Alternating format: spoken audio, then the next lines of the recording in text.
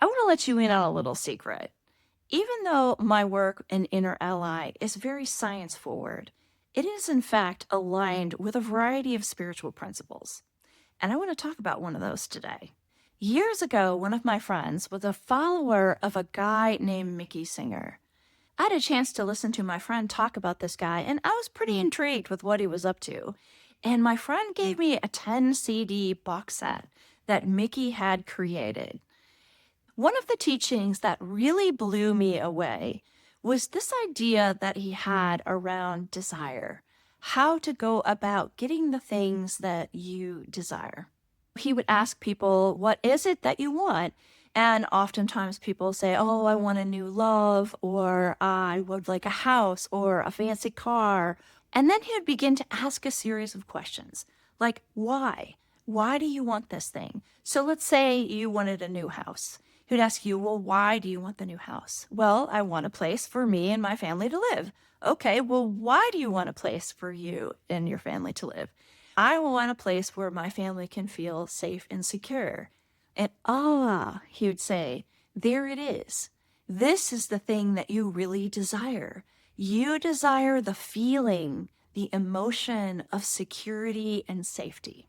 And so his premise is, why not go straight to the feeling? There's really nothing stopping us. And now you might say, well, Cynthia, that's easier said than done. It can be hard to control our feelings. But in fact, putting ourselves into particular emotional states can be a practice. It can be something that we learn how to do and get better and better at. And in fact, I'm going to be teaching a workshop in 2026, the second weekend of January. And it's all about choosing the emotional state that you want to be in 2026 and giving you the tools to be able to do that. So what does this have to do with desiring a house, right? Where did the house go? Well, Mickey's premise is that if you're able to consistently put yourself into that end emotional state, then you're going to be in a place where you're more motivated and more likely to be working towards that goal anyway. And I just didn't see a downside to this because why wait? Why postpone feeling safe and secure until you have a house paid off? Like, that's so many steps. You have to have the good job.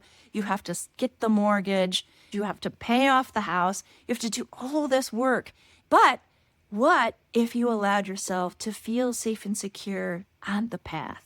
This is one thing that Mickey Singer taught me that I've never really forgotten. And just this last year, I found a way to really make it work for myself. And I'd love to share that with you. And if you're interested in more of Mickey's work, he still has an ashram in Gainesville, Florida. And his full name is Michael Singer. And you could look up his book that was on Oprah's best list, The Untethered Soul.